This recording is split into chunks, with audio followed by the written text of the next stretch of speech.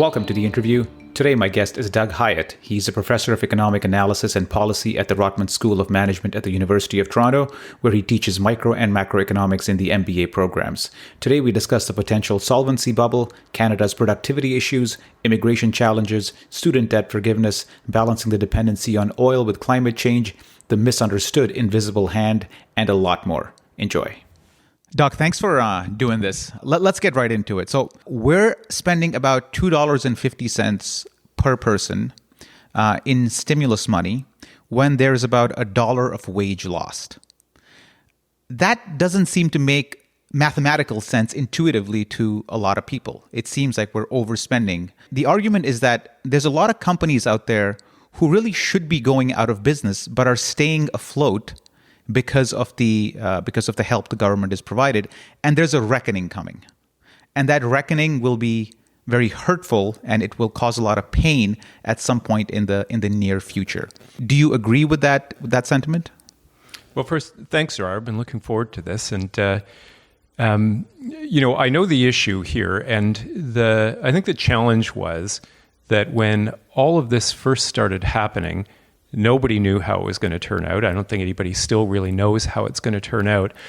But the things that we had in place, and particularly unemployment insurance, or employment insurance as we call it, just didn't do the job of being able to get money out the door. It's very rules-based and strict and all of that, all of the things that you would normally expect that you would want an employment insurance program to be. But it couldn't get the money out the door quickly. And so the government came up with ways of getting that money out the door quickly. And I think that they just decided, because of the uncertainty and because how frantic people were about it, that the most important thing is to get the money out the door to alleviate the additional stress that people have and to not be as rules focused as they are in other programs. So that's what happened. And now, as we kind of take a step back from this and we learn more and we can get a little bit better picture of where the economy is going to land, that government can now start fine-tuning that programming a little bit. Now, so that's how we got there. With the insolvency bubble part, I think that the challenge is we don't know where we're going to land yet. And so how different will the world be where we're going to land? So you might say, well, these businesses are being kept afloat by the programs, which may be true when we know exactly where we're going to land, a year from now, and maybe there are going to be fewer restaurants, and maybe there's going to be more of something else, in which case continuing propping up businesses that in the long term are not going to survive isn't going to help that adjustment. It's just going to make that adjustment slower. But I guess at the moment, the challenge that we have is we're not really sure where that's going to be. Is the post-COVID world, how much of it is going to look like the pre-COVID world? And how much of those businesses that now appear to be solvent, how many of those are really just undergoing this short-term shock? And so I'm not sure that we know that yet. I don't know that yet. I can imagine that things are going to be a lot different. My jobs are certainly a lot different and are going to be a lot different than they were, but other things, just not so sure yet. Do you see the government providing any transitional loans for businesses? And what I mean by that is right now we're giving businesses loans, SEBA and these programs that exist. They're more to get you through the next few months so you can maybe cover payroll or cover rent, just survive for the next little bit. But as you said, a lot of these businesses might need to pivot. A restaurant here might need to go into, laundry. Do you think the government should, at that point, have another round of loans for those businesses that actually do want to switch and actually pivot because the new world might be different? Yeah, well, that's a good question. The pivot part is a little bit more challenging because I don't know that governments are any better than any of the rest of us about deciding and figuring out who the winners are going to be in the future. With interest rates where they are now, if you go through kind of traditional financing things and you don't have a lender who would be willing to lend you money for the pivot that you're imagining, I'm not sure what role government has to play in that, of supporting what might be taking on risk that normal private investors wouldn't be willing to take on. Is that a good thing or a bad thing? I don't know. Does it help hasten the adjustment? Does it make the adjustment quicker and easier to whatever the new economy is? I kind of doubt it, because again, governments don't have any better record, I don't think, than anybody else, and maybe perhaps a little bit worse about picking industrial winners and losers. Mm-hmm. So you'd rather government kind of stay out of that part, and because the interest rates are so low, it's fathomable that people, if they want to switch over to a different industry, can just go to their banks and get the loans. That should be probably how it should work. Yeah, I think so. I mean, at least that would be for my tastes. Again, I don't, to be in the business of picking winners and losers, I think is a tough one. And I think what we need to be doing now, to the extent that we can, is making the adjustment easier to whatever the new world is going to look like, without sort of determining in advance what you think that world is going to look like, and financing that. Yeah, and this whole support for the people that have suffered under COVID is made possible by cooperation between the provincial government and the federal government. For the most part, partisan politics have been kept to the side. You see some great quotes from Doug Ford praising Trudeau. You see Trudeau praising the provinces. And as you said, I mean, people are generally willing to spend to help people through this tough time. Contrast that with what's happening in the States a little, where the relationship between state and the federal government seems to be very strained when you compare it to the relationship between a province and the federal government in Canada. And one of the reasons for that is that states are very much independent entities that almost have to, not almost, a lot of them have to actually have a net positive operating income. How much of that relationship has played into the U.S. not necessarily having a handle on what's happening with COVID? Yeah, well, I think, there is, it does add a big political component to this, because as you know, leading up to the election and through the election and thinking about what stimulus packages were going to look like in the future, the federal government in the U.S. has been a lot less prone to supporting, or a lot less willing at least, to supporting certain kinds of states that don't kind of, meet the agenda, and it's cities that don't meet the agenda on other things. And you're right, those states and cities are challenged because they can't borrow sort of independently, or at least not really easily independently like governments can in Canada, subnational governments, provincial and municipal governments. But in Canada, though, I mean, I think that we ought not to be patting ourselves on the back too much, because going into this, one of the areas where Canada has developed a very adverse relation, or a very adverse reputation, is with the challenges that we face with the overlapping structures of the federal government, provincial governments, and municipalities. And they have responsibilities each for different things. If investors come to Canada and want to start something up, and they want to do something across the country, they've got a problem, because it's, interprovincial trade is a big problem in Canada. It's easier to trade with other countries than it is to trade across our own country in many industries. We have restrictive trade practices, and we have challenges with respect to investment and rules around investment. You might want to come to Canada and build something downtown Toronto, but that means that you've got the Canadian government to deal with, the federal government to deal with on certain things. You have provincial governments to deal with on certain things, even around municipal law. You have the municipalities to deal with. Everybody's adding in regulations. And it's not that regulation is bad, but regulation is bad when there's multiple levels of it, and each of the levels keep changing it all of the time. And then it just increases the risks. This is stuff that we had going on in Canada before COVID. And for us to be able to get out of COVID successfully and as seamlessly as possible, those things have to be dealt with. And they have never been dealt with in a serious way in Canada. And they've always hurt us. And, you compare our productivity numbers, you compare recent direct investment in Canada from other countries, there's just not a willingness to do it as much as there was in the past. And so maybe what COVID creates is for us to get to a place where we decide that we do have to work together across all level of governments and start to rationalize this. But we're not in a great place now, and we weren't in a great place before. And you mentioned productivity there. Canada is notoriously low on the productivity list of OECD countries. And no matter which metric you use, labor productivity or whatever, they're usually at the lower end of those things. Are there things that we have learned in COVID which we can use to bump up our productivity? And as a sidebar to that question, are you actually concerned with that metric of low productivity? Or is that, because that's been going around for a while now. It's not like we were super high and then kind of came down low. Is that a red herring? And if it's not, what has COVID done to teach us how to fix it?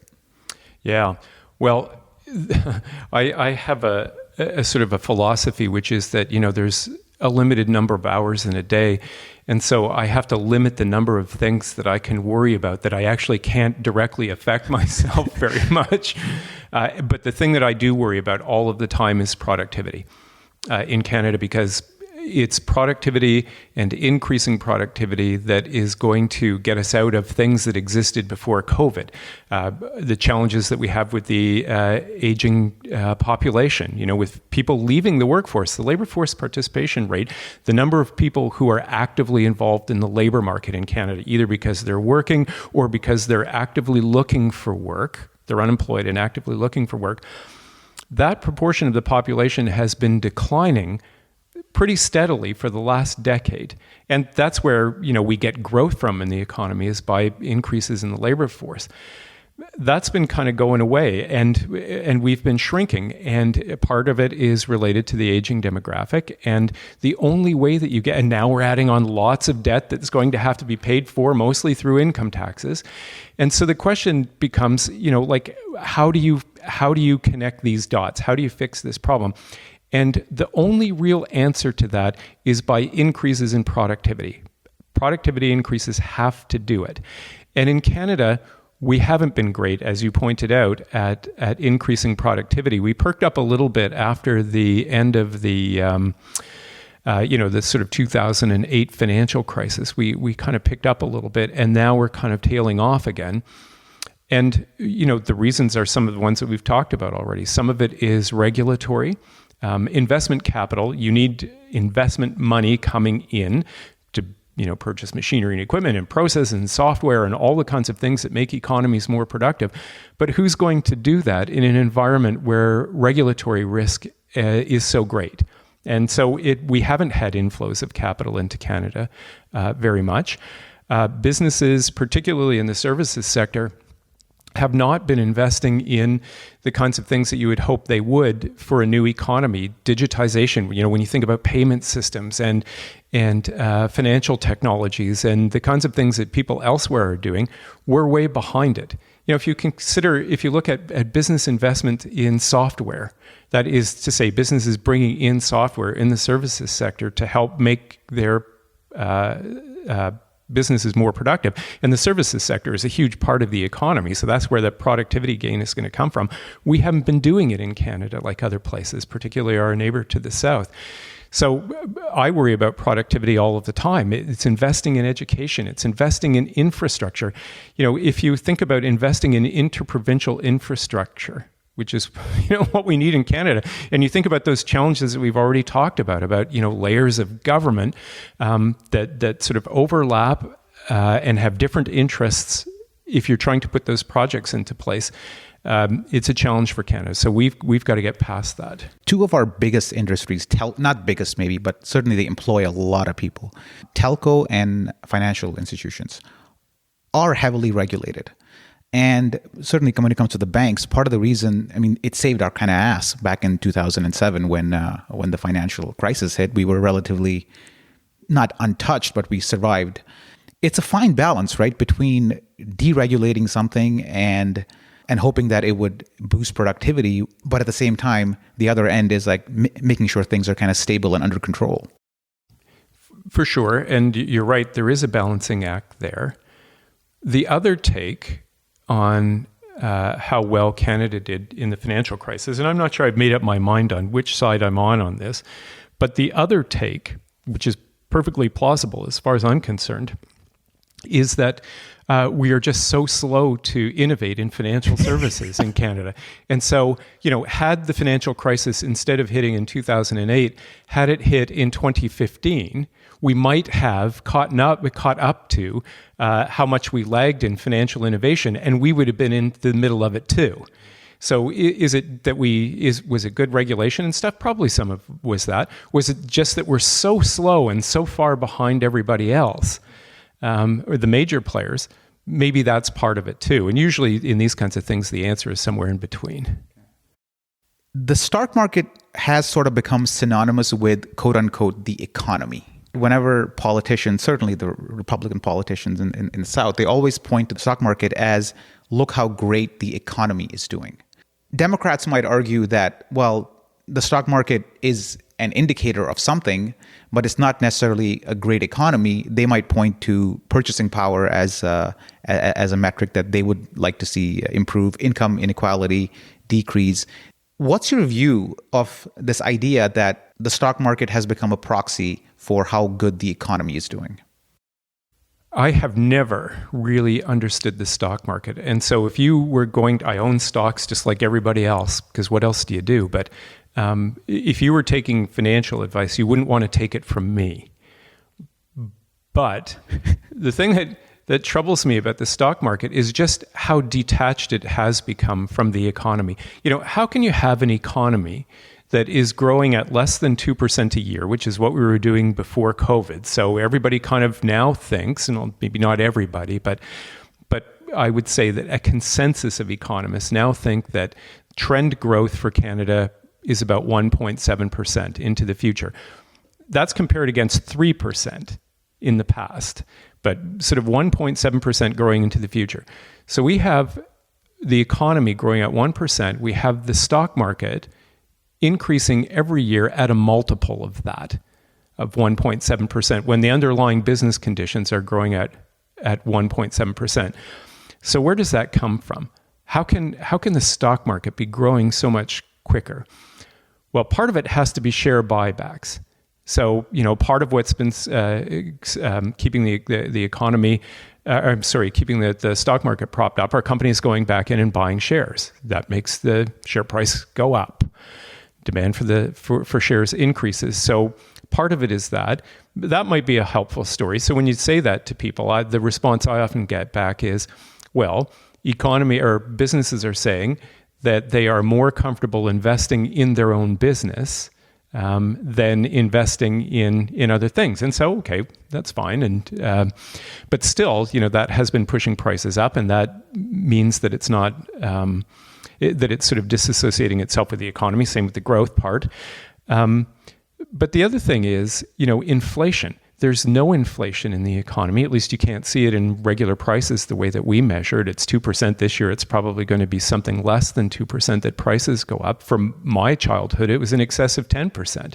My dad would come home with 12 and 14% wage increases every year just because inflation was so high. But now, if you're looking for inflation, you don't look in the economy, you look in the stock market. There's stock market inflation. So what's driving that?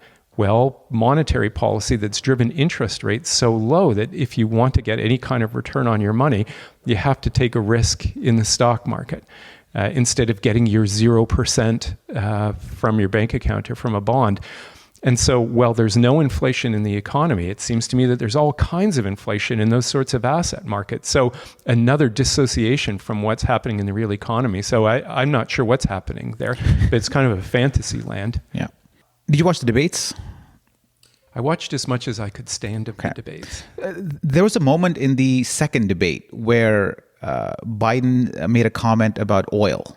And a big deal was made about it. He's anti-oil and all that. And he basically said in very clear-cut terms that the U.S. has to wean itself off oil and go to clean energy. Not that that's brand new news that we didn't know before, but having him say that at that stage did have an impact. And there was a lot of analysis of that comment. Canada is the fourth largest producer of oil, third largest exporter of oil. We are relying on the Keystone Pipeline project I think Alberta is an equity shareholder in that, or equity partner in that project. And at the same time, Canadians aren't necessarily in agreement how the carbon tax, how that thing worked out. There were people against it. We're definitely a little bit divided on how to actually solve or address the climate change issue. Is there a contradiction there in the continual investment in oil, while at the same time trying to say, well, we also care about the climate? What's your view on that? I think it just reflects what happens in an industry in transition, and that you get things that look like they are contradictory in a way, policies that look like they're contradictory, just because you have to transition an industry from where it is now to where it needs to get to. So, if you think about the oil industry and distillates and the bitumens and everything else that's sort of related to it, the production of that has to get cleaner, which requires investment. But also new forms of energy have to start to be developed as well. And those may end up coming from the same places. Not sure, don't know, but they may end up being that. But when you're Canada, we have net, the last time I looked at this, and so I'm hoping that this number is approximately correct, but we had net exports of oil in Canada of about $65 billion. And that would have been probably last year before the COVID thing hit, which is, pretty remarkable when you think that we have very low prices for our oil in Canada anyway. We don't get world prices for our oil because it's landlocked and has minimal markets, and distillers in the United States have quite a lot of bargaining power over what they pay for Canadian oil. But even with that, it was about $65 billion net. And when I say net, I mean that in the East Coast of Canada, we import oil from someplace else. It doesn't make sense to ship it there. And so, but when you net that out, we're a $65 billion roughly net exporter. And in Canada, we have something called a current account deficit, which by and large means that we import more than we export, and we send more payments like dividends and things out of the country than we get back in. So we have this what we call a current account deficit. It means that we owe the world more than the world owes us. And so in Canada, what do you do when you say, okay, we're going to take out $65 billion immediately and then cause a crisis? And so there is a transition that goes on there. I think that's part of what you're seeing when you see these policies that look contradictory. We have an objective, or at least some governments have an objective about what they want to achieve with the climate, but recognize that the transition to getting there can't be so dramatic that it threatens everything else that we're trying to do in the economy as well. And so, people, if you want to learn, if you want to kind of force yourself to learn something, you should learn about the current account deficit and what that means for Canada. So if you've not heard that before, Google it, take a look at it, and find something to deal with your ulcer after you read a lot and find out more about it. COVID has disrupted a lot of supply chains. Do you see any long-term effects in supply chains? Are we going to see a trend where we try to at least become more self-sufficient, or are we sort of resigned to the US as a massive trading partner and are more or less at the mercy of their whims, really? If something happens in the US, we will feel a big shock. A couple of days back, the Alberta, I forget the official's name, he was called on to comment on the changing presidency. And he stressed how great Canada is at maintaining relationships between different administrations that come and go in the U.S. Trudeau made a point to say that this is going to be his third U.S. president, and he's had good relations with two of them, and there's no reason the third won't continue, and Canadians will continue to see good things happen. And he pointed out the fact that, he alluded to it at least, that we are so dependent on trade that we'll make sure that there are no tariffs or any shocks that might affect daily Canadian lives. Is that reliance on the U.S. as a trading partner? What is it, 70% of our trade, something like that? It would certainly be in that order. Yeah. Yeah.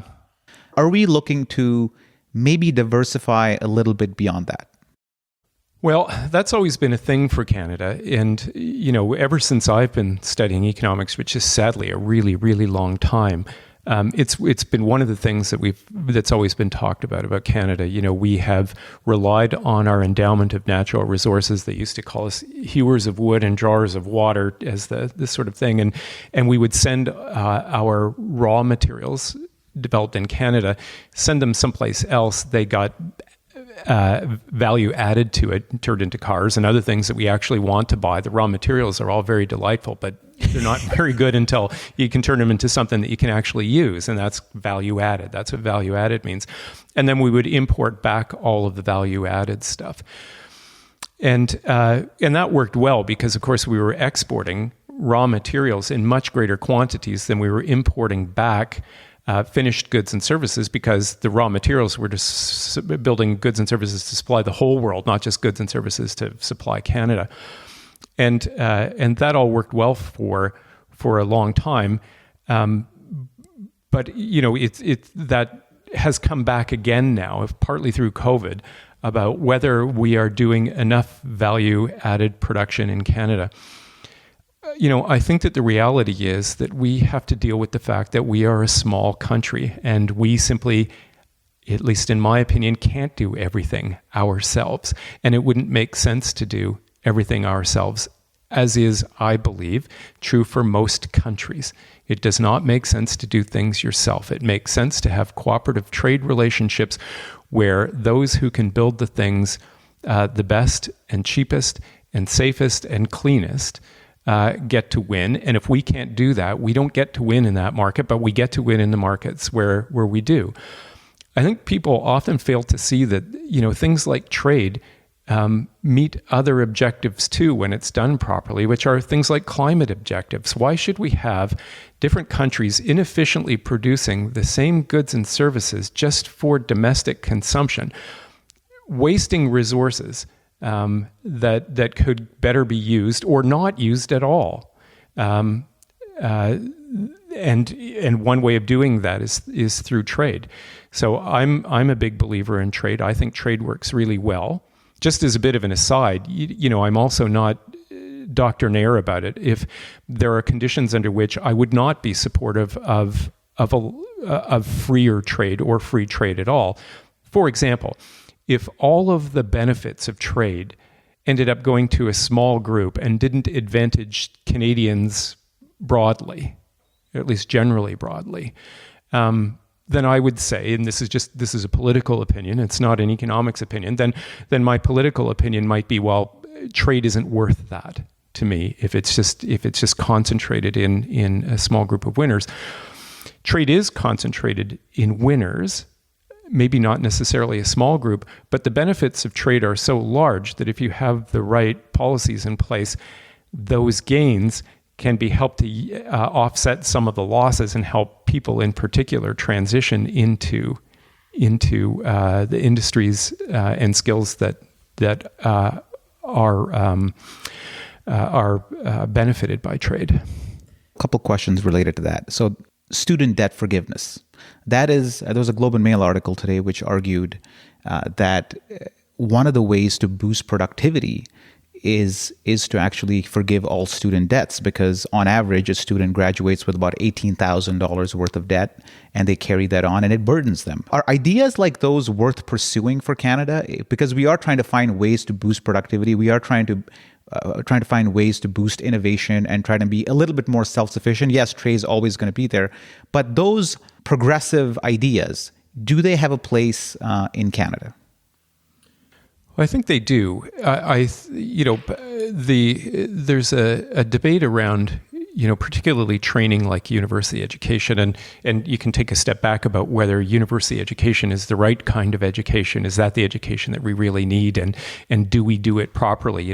Putting somebody into school for 4 years at a time in their lives when they're young and you would be highly productive, and we could do things other ways. Like, should we, instead of sending people to university, could we do the same thing except have them in apprenticeship type programs? And I don't mean just plumbing and electrical apprenticeship programs, which are really valuable. But, training somebody to be an economist is the best way to do it, to put them into school for 4 years, or is a better way to do it more like an apprenticeship program where they're working and, getting on the job experience and training and all that. But setting that issue aside, getting to the question that you actually asked, the reason that education is subsidized, I think at least, or at least a rationale for why education is subsidized, is because the returns to education don't just go to the person who got the education. So if we take somebody and we put them through college or high school or university, and as a consequence of that, they become more productive, that increased productivity benefits them and their families, to be sure, but it also benefits the entire economy. And so as a consequence, we might be willing to say, okay, well, let's invest in people because we know that the returns on that investment is going to be, the return on that investment is going to be good. If you look at the returns on university education, for example, the estimates tend to be between 15 and 20% per year higher income compared to somebody who completed their education at the end of high school. Think about other investments that you can make that generate a 15 to 20% annual return forever. Those are pretty few and far between, but education is one that does it. And the revenues that governments benefit from higher incomes because they're able to get taxes back. And if you think about the COVID thing, education would be a big part of that if those higher returns to education continue to persist after COVID. We invest in education, we increase productivity, and then we're able to pay for the consumption that we've moved to now, which should have been future consumption, but we had to move it now to fight the COVID part. We can pay for that through this increased productivity and increased tax revenues that we get from higher levels of education. So I think there's reason to be supportive of it as a public investment. The issue then, I guess, is should it be 100% or should it be less than 100%? Or free. Or free. Some people see that in black and white on that part. I see gray more. I see support for education, government support for education, but I see more gray there because, and people will hate me for this, but there are certain types of education that I think that we should be investing in. We should be investing public money in, and those are the kinds of educations that get higher returns. And there are others where, at least me, I might not be as thrilled as investing in those subject matter areas, for example. But that's me. Other people would say, well, listen, you make people better citizens, and by making people better citizens, you make them more productive. And they would say to me, you just, spent 10 minutes talking about how you shouldn't be picking in winners and losers, and here you are picking winners and losers. So I'm subject to my own criticism there. Here's a quote from today's Globe and Mail again. Growing confidence may explain why the government felt bold enough to raise its immigration target on October 30th by 17%. Next year, it plans to invite more than 400,000 permanent residents, more than 1% of the population. The last time it welcomed that many immigrants was in 1913. So it's been a while. At the same time, skilled immigrants who are already in Canada, they continue to experience high levels of unemployment or underemployment, even a few years after they've come into Canada. What can we do as a province or a country to actually ease that transition more? Because we have doctors, we have lawyers, we have people who are highly educated people coming into Canada and still not being able to work in their field. And this problem this is not a new problem. It's been going around for 20 years, but we haven't seemed to have made much progress on this one. Yeah. Well, immigration is certainly a thing we need in Canada. We talked about before, we were talking about demographics, and natural population growth is slowing and entry into the labor force is slowing. Just as a bit of an aside on our Canadian statistics and immigration, you had said that you were looking at a target of 400,000. And then the last time we saw that was something like in the early 1900s. The interesting thing is, we sort of have regularly increased our targets. And I'm not sure that we've ever always met our targets. So it's one thing to increase a target. Well, let's make it 1 million next year. It's another thing to actually attract 1 million people. And the fact is that Canada is not the only one in the boat that Canada is in of slow population growth and demographics that are not supportive of economic growth. And so the competition for immigrants of the type that we normally think of, which are the young, highly skilled people who you'd like, who are going to be the foundations of an economy in the future. It is incredibly tough competition to get those people because Europe is like this, the United States is like this. Everybody's got this. Well, not everybody, but certainly the receptor countries for new immigrants all have this problem. So, it's important not to understate how stiff the competition for immigrants is. And Canada faces that too. We have some advantages, but we have lots of disadvantages as well. But how can we make that transition easier? One of the things I think is that there is some protection that goes on through occupational licensing. It depends on who you talk to, and I'm certainly not an expert on occupational licensing. But with all kinds of licensing like that, it is there to restrict the supply. And, if you think about physicians, you can tell stories on both sides about why it's important to restrict supply. It's expensive, and physicians, for example, it can be argued that they can generate their own demand, and it's paid for by the public sector. And, so there might be reasons why you want to limit supply of certain kinds of things. On the other hand, it also reduces opportunities for people through these licensing restrictions. So that's a problem.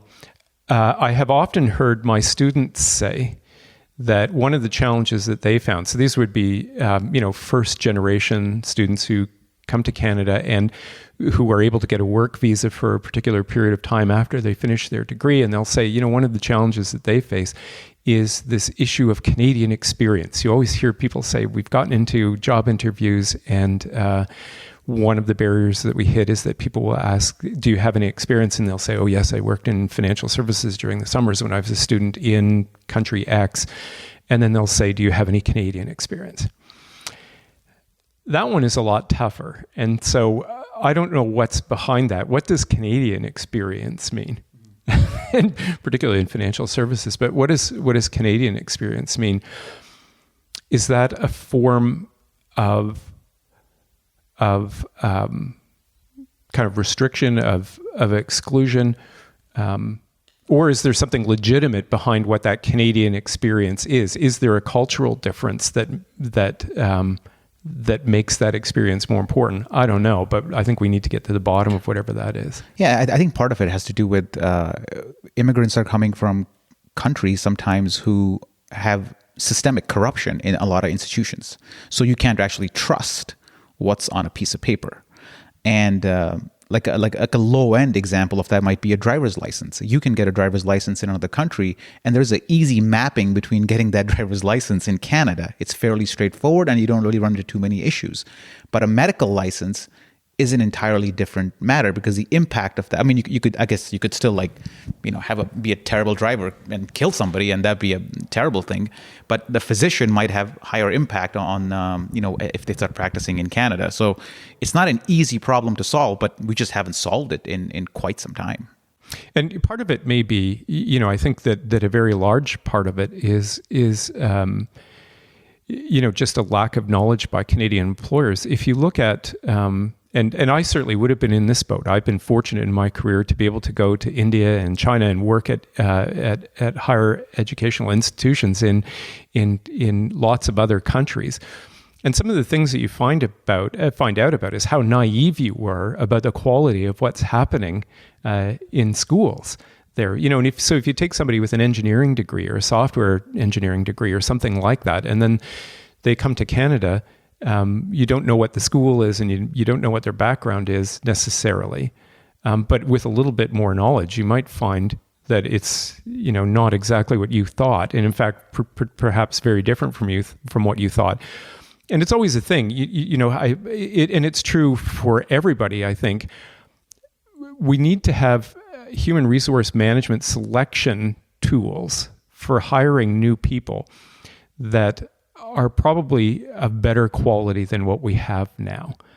And so you think about machine learning and artificial intelligence, I wonder if we're going to be able to get to, with all the concerns there are, particularly around human resource management issues, but if we have tools like that are help us to better able to predict for people that we don't, or for people with backgrounds that we don't see very often, to help us to be able to predict how well they're going to do in a particular workplace setting. I think that will be helpful. It'll be an objective tool that may help us overcome some of these things. I don't think such a tool exists, and that's a great application of machine learning and AI. We certainly have lots of data about what people come in with and how their careers evolve. I want to talk about Wealth of Nations and Adam Smith a little bit. And so I came across this information a couple of weeks ago. I didn't know that because I've always heard the invisible hand. And I Googled up the book. By the way, is too thick. I haven't read it. It's too massive. I don't. Have you read it? Have you read Adam Smith's Wealth of Nations? Do you know that I was given a gift, and I think mine is a 4 or 5 volume set because it continued to evolve, and it was a gift, and it was the last edition of the book that Adam Smith actually worked on. And then he passed away before that version was published, or before that edition was published. But yeah, I read it. In fact, my dissertation, hundreds of years later, my PhD dissertation, an element of it was on still an Adam Smith theory from The Wealth of Nations, if you can believe it. Which was? It's for compensating wage differentials. And so basically the idea is this. If you think about the labor market and you think about jobs that have poor conditions, poor working conditions, they're dirty or noisy or dangerous. And my interest was in the dangerous part. Those people, when you hold other factors constant about the job and the education and the type of person who would do the work, their demographic characteristics, when you hold those constant, does the labor market, and this is part of the invisible hand theory, does the labor market work so that that person gets paid a little bit more for taking on those poor work conditions than for somebody who doesn't, whose job is otherwise the same statistically, but don't have to take on those poorer working conditions? And the answer to that, remarkably, is yes. So in my dissertation, it was an Adam Smith thing again. It was looking at people who work in relatively risky workplaces, and are their wages higher than people who work in relatively safe workplaces, maybe in the same industry? And the answer to that was yes. They got a compensating differential for that. Some of that gets institutionalized in collective agreements. You might get danger pay, as it used to be called, or something like that. But the labor market generates it itself. And here I was hundreds of years later using data for Ontario and finding exactly the same thing. So a guy working in a coal mine 100 feet below is getting paid more than the manager who's above ground? No, because one guy is the manager and the other guy, so you have to hold those things constant. But let me give you a different example.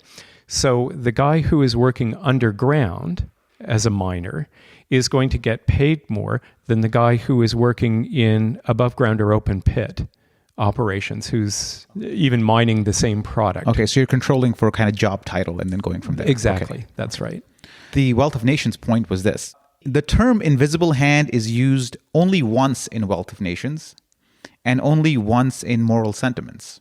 In Wealth of Nations, it's used as an example when English merchants were trading abroad. So I think Smith goes, well, it's going to be great for them because they're going to be, getting things for cheaper prices, and it'll be good for their industry, but it'll be bad for the English people. But because these guys have home bias, they care about the country, as if through an invisible hand, the people at home will be taken care of. So there's definitely a very socialist element to that viewpoint. And in moral sentiments, is a very similar example. It's about landowners accumulating a lot of land, and by as if through an invisible hand, they would take care of the farmers who would work on that land. So in both instances, there's very much a progressive view there. But when you hear about the invisible hand, when you hear people talk about it, it's certainly equated a lot with neoliberalism and capitalism. Yeah, it certainly is. It's become kind of one of those things like play it again, Sam, in Casablanca. Nobody ever said play it again, Sam, in Casablanca, and so everybody's just taken to giving it its own meaning. And I'm kind of in the same boat. I've taken to giving the invisible hand my own meaning too. And my own meaning is that means I get to pick whatever I want. And my own meaning is a little bit different than everybody else's, which I think that what the invisible hand is really, in my interpretation, is how the economy adjusts. So, and it adjusts in a way that where there are incentives created, and people adjust. And so I think back to, and institutions adjust over time. I think back to SARS, and when we had SARS in Toronto, the predictions at the time is, GDP is going to fall by 10%. It's going to be apocalyptic. And none of that happened because people don't just sit there and take it. They adjust their behavior. That's what we saw in COVID too. We all thought we were going to starve to death, and it didn't happen because people adjust their behavior. And that's the way that I've always thought of the invisible hand. We talk about, when you listen to people that I hear frequently talk about, worrisome situations for Canada about low productivity, and including me, about low productivity and the current account deficit and government debt and all of that. The fact of the matter is that all of those things can run up, and we will find a way of dealing with it. There'll be a transition period, and we will make an adjustment to it because we will have to. People don't just sit and take it. And that's what the invisible hand is. I think it's about not sitting there and taking it. It's about adjustment. Let's talk about climate change a little bit. On the way over here, I was listening to a podcast, the Econ podcast. I forget the name right now. Econ Talk, I think it's called. And Stephen Levin was on it. He's the Freakonomics guy. Do you consider him an economist? Yes, I sure do. Okay, because he himself doesn't really consider himself an economist. So does he think he's a sociologist? He considers himself a behavioral economist with a small b. Fair enough. Yeah, he's a very multidisciplinary guy. That's why I like so much about him. He gets insights from everything. Yeah. So his take while I was driving over here was climate change, the way we have approached climate change has been more or less a failure, whether it be the Paris Accord or whatever we're trying to do from a policy perspective. It's really not working because we have failed to provide a monetary incentive to do it. There is a bit of a social incentive to do it, and there's a bit of a moral incentive to do it. And as an economist, you're basically playing with incentives most of the time. So he's saying we failed on all three accounts, and it is not really possible to incentivize people to care about the climate. And our best hope is technology solutions, like some sort of technology solution that comes across and makes the problem sort of go away. And I don't know if he fully subscribes to this viewpoint in its extreme, but do you share the same cynicism, I guess, that we haven't really come up with an incentive where people like you and I will, certainly me, even though I care about the climate, I haven't really changed my behaviors to the point where there just hasn't been an incentive for me. Is there a solution there?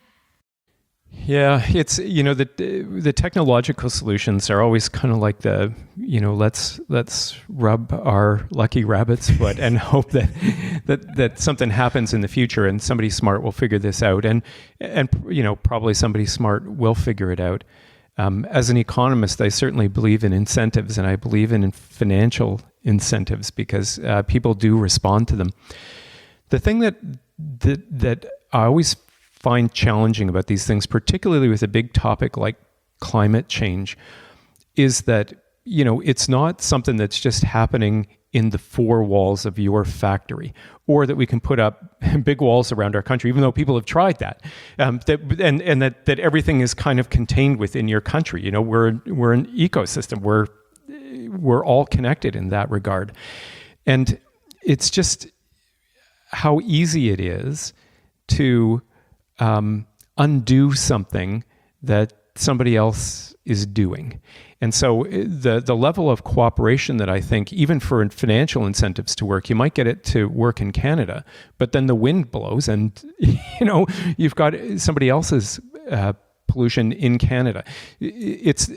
I think it takes a higher level of cooperation. And so I'm wondering that when Stephen Levitt says that, whether he kind of acknowledges that too, that it's just in some ways, it's just too big a problem, too big of a coordination problem in order to get something meaningful out of it. And so that you have to ask for technological thing. And the other thing is too with regulation is that, there are a lot of really smart people who, when you put up an expensive regulation, there are a lot of people who see the incentive as trying to be getting around that regulation. And how do you get around the regulation, and how do you lobby so that the regulation isn't as impactful on you as it is on somebody else? And it's sort of like squeezing a balloon, and it just pops out someplace else. So I am kind of cynical about it myself. I'm hopeful, but I guess it's sort of like what another great economist, Paul Samuelson, said. He had a book called Hard Heads and Soft Hearts, and I think that's what we need.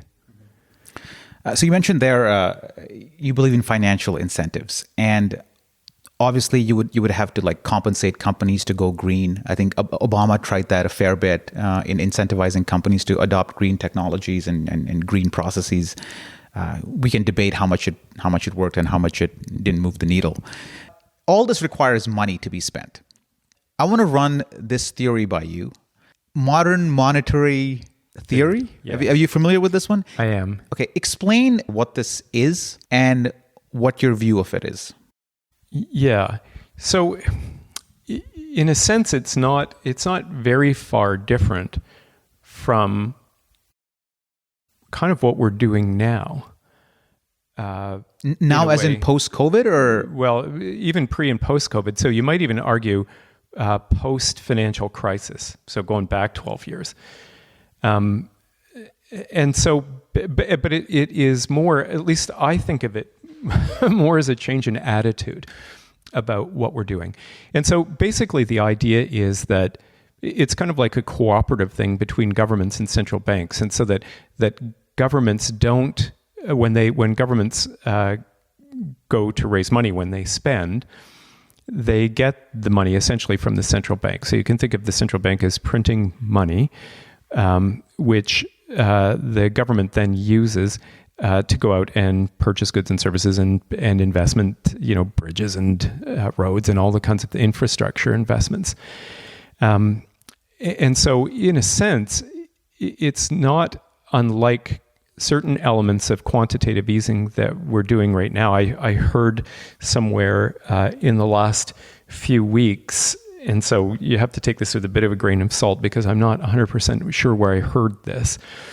But, if you look at new issuances of government bonds, so normally when governments issue bonds, individual investors and institutional investors like insurance companies and pension plans and others will buy those.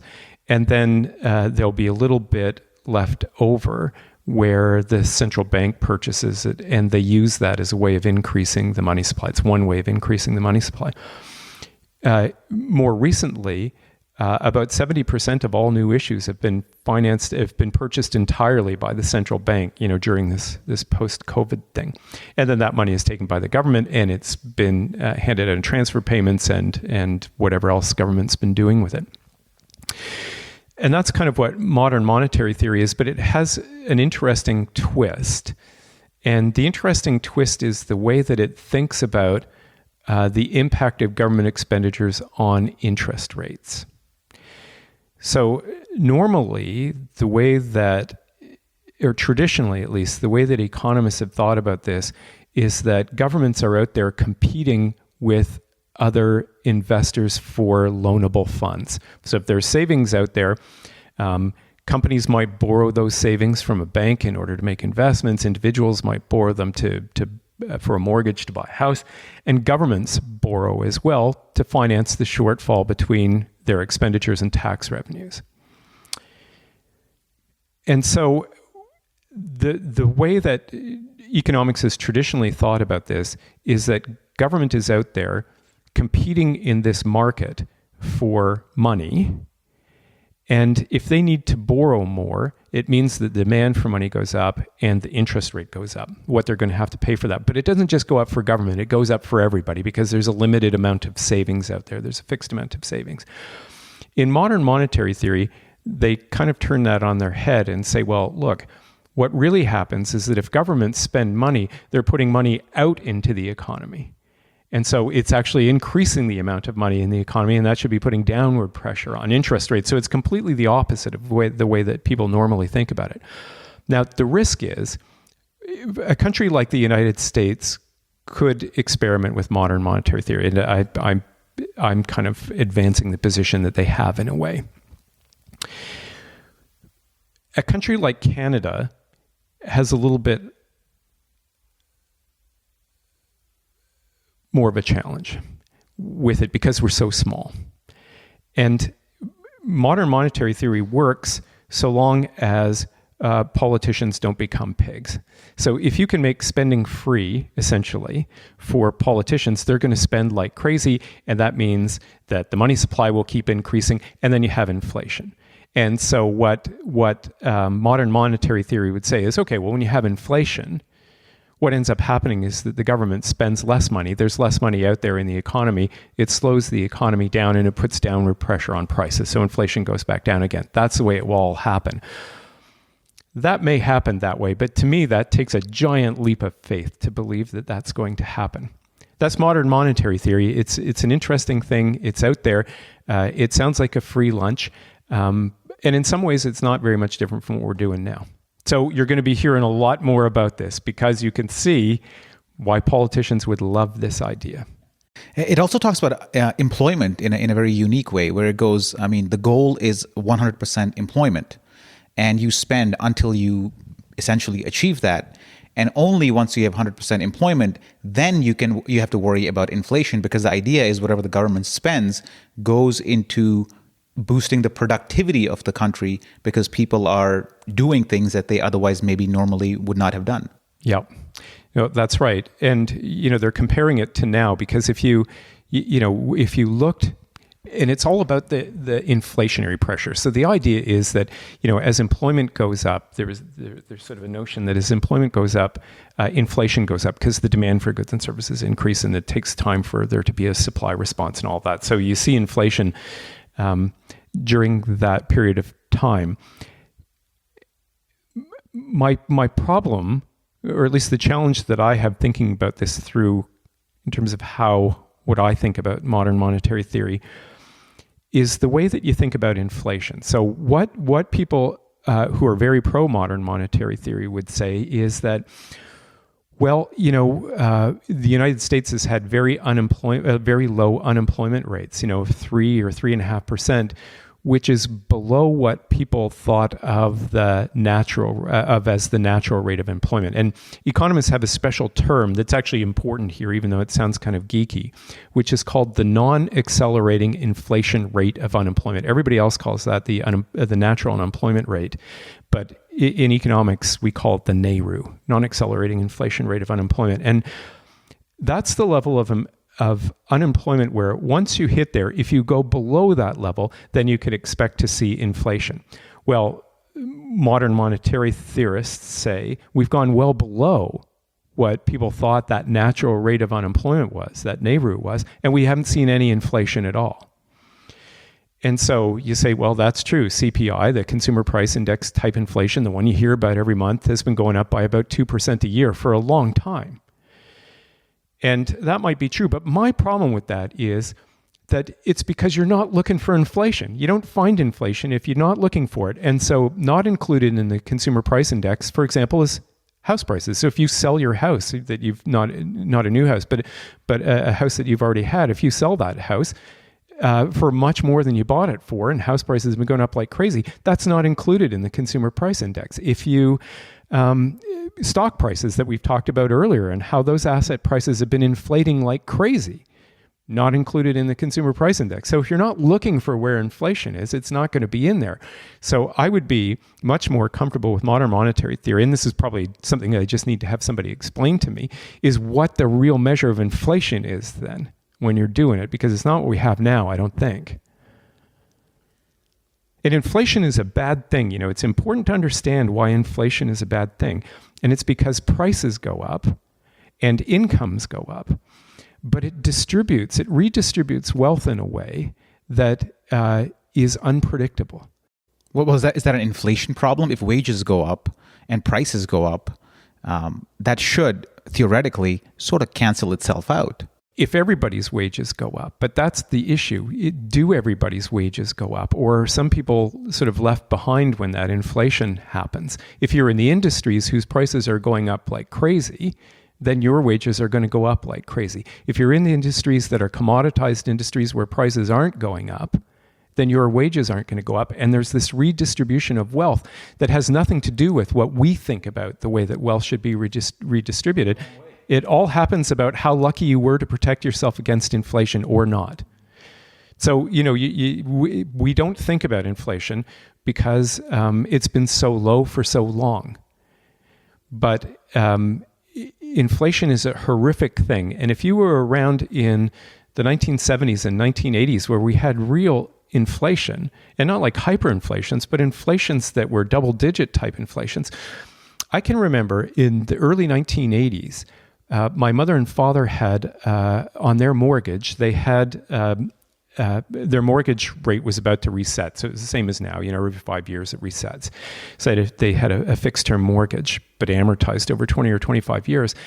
And in 1981, 1982, if you go back and look at statistics about what happened to interest rates, we had high inflation. And the Federal Reserve in the United States, the same as the Bank of Canada, but the US version of it, decided that they were going to raise overnight interest rates astronomically. My parents' mortgage went up from about 8% when they had to go and they were just unlucky about when they had to refinance. Their mortgage went up from about 8% a year. Can you believe that? They were paying 8% a year on their mortgage. And they're happy to do it because that's what mortgages used to be, to over 20% overnight when they had to go in and remortgage, when they had to go in and renew their mortgage. That's an example of my parents, just by the luck of the draw, not having been able to protect themselves against inflation like that. So suddenly, their wealth went way down because they were giving over more of their income in interest payments on the same house they owned the day before at an 8% interest rate. Inflation equals bad. Inflation equals bad. Deflation equals bad. Stable prices equal good. That's the other side of the coin, and people have been talking about this through COVID too. Deflation, where prices go down, everybody thinks that sounds like a good thing because your real buying power goes up. If your income doesn't go down and prices go down, that's the same as getting a raise. But the problem with that is that everybody puts their hands in their pockets. That's what happened in Japan to a certain extent. So if you know that prices are going to be lower tomorrow than they are today, what do you do about buying your car today? You don't. You wait till tomorrow. And then what happens tomorrow? Well, you know, prices the next day are going to be low. And so nobody buys anything then. And then the economy doesn't get going. So the key thing is low and stable price increases. That's what central banks always say. It's the motto of our Bank of Canada. It sounds like that's what we're doing for the last little while, though. So hopefully it stays that way. Depends where you look for inflation. if you're not measuring it, if you're not looking at the things where prices are going up, then... You've been at the University of Toronto for... 25 years. I just got my letter in the last couple of days telling me that I've been at the University of Toronto for 25 years, and I got a little pin. So maybe you can comment on this next thought that a few professors have echoed.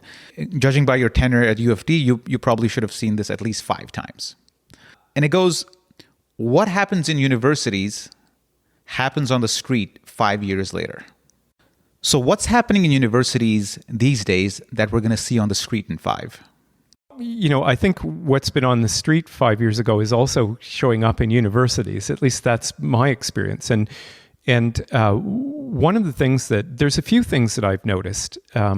My teaching has been primarily in our executive MBA program. So we have a domestic executive MBA program and we have a couple of global executive MBA programs.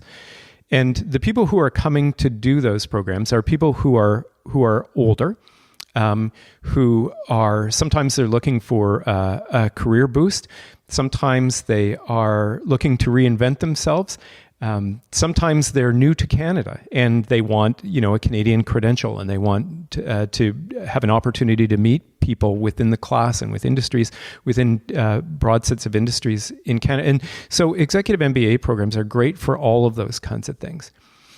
And there's a few interesting trends. I've been involved with those almost since the beginning of my career at the University of Toronto. And so I've seen some things that I think are kind of interesting trends. I'm not sure I have an explanation for them all, but I think they're interesting. And so you can invent your own explanation.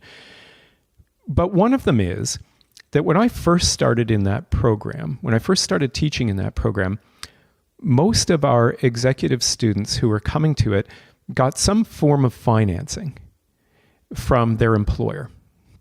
And for many of them, it was full financing. And they might have come to an agreement with their employer that they, if they left because the employer was making a sizable investment in them, they're expensive programs. But if they left their employer, within 4 years, then they had to do kind of a prorated thing. So for every year that you didn't stick around, you had to pay back 25% of it, kind of thing, until 4 years. And so a lot of students came with that.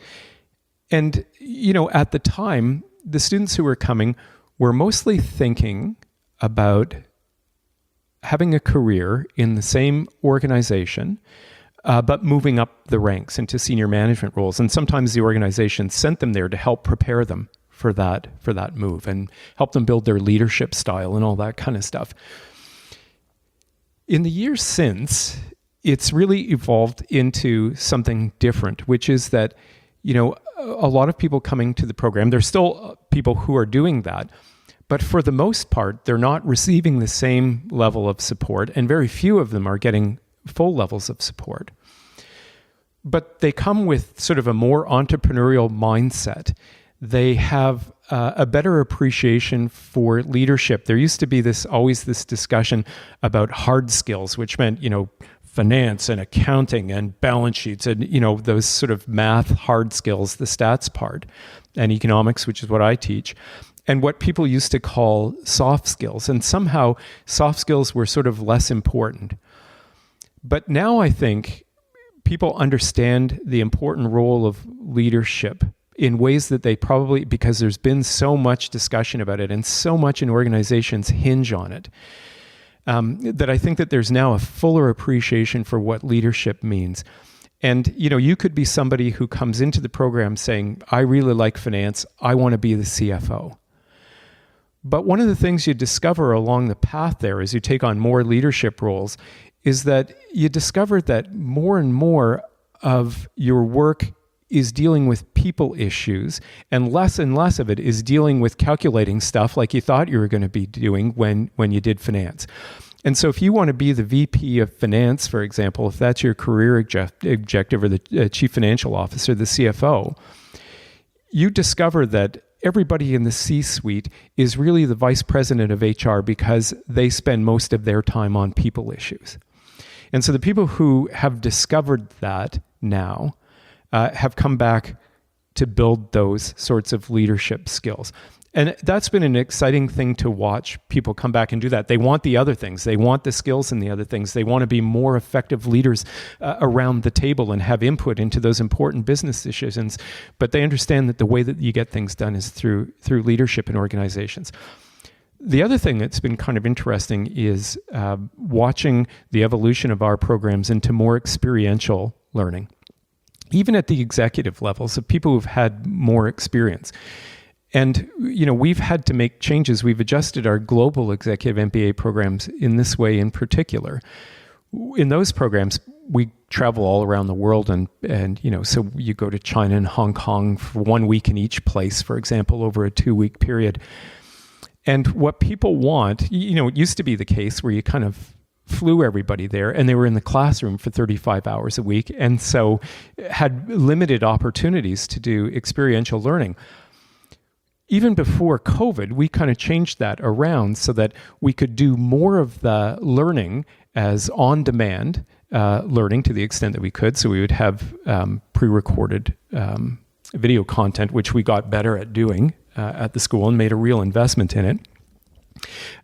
Or we would have, synchronous kinds of things before you went and do introductory things and maybe closing things at the end to take hours out of that time to create more time for experiential learning and meeting people and interacting in real business relationships. And that has now percolated to our undergraduate programs, or our other MBA programs, and even our undergraduate programs to a certain extent. And the other thing I think that's been really important is a new focus on sustainability. People still have their own definitions of what sustainability means, but people know that it's important and people want to learn more about it. And that's been an exciting thing to watch too. So I'm not sure where that came from. That's one of those ones, did sustainability come to us, or did we come to sustainability, or do we meet somewhere in between? Whatever it is, it's exciting to see. It's probably the invisible hand. Yeah, that's right. So to end, COVID, the vaccine is here. Pfizer released a statement a couple of days ago that it's 90% efficacy. So hopefully we'll see the back of COVID in a few months, maybe a year at the most, hopefully. But what have you observed about the world that maybe has surprised you? Well, I think that COVID has been a great experiment for us to find out about the way that we do everything, the way that we live our lives, the way that we deal with our working lives, the way that we interact with government, the way that government interacts with us, the way that we think about investments in ways that we might not have had an opportunity to think of otherwise. And it's opened our eyes to the idea that there are different ways of doing things. I hear people talking now where their organizations have said, well, for a large group of you, you may never be coming back to the office. And when you do come back to the office, it's going to be different than it was before. So it's not a place where we're going to expect you to be. There are times maybe when it's still more important to interact face to face. But that's not the way you should think about the rest of your career. It's forced us to think about time. People used to talk about work-life balance. And that's not something that I've ever been good at. I've sort of had work-life choice, but balance has not been really part of my vocabulary. But it makes you think. So on the one hand, there's people who say, well, gee, the way my life is at home now, I can't really distinguish work from my home life because it's all sort of become this amalgam. And that's one way of thinking of it. The other way, though, is I think of it that way too, but it creates so much more flexibility in how you have your home and work time. If I need to take, or if somebody needs to take their children to do something, they can do it and they can make up for it later in the day. Those are choices that they get to make about how they manage their day themselves. And it's created all of this new flexibility. And maybe we feel some discomfort with how we're going to manage that, and it's different from what we were used to. But there are these opportunities there that didn't exist before. And I've become excited about how people have changed their lives, about how businesses think about the way that they're doing business. If you thought about real estate investments, commercial real estate investments back in last year at this time, and now you think about commercial real estate investments now, look how much your mindset has changed on all of those things.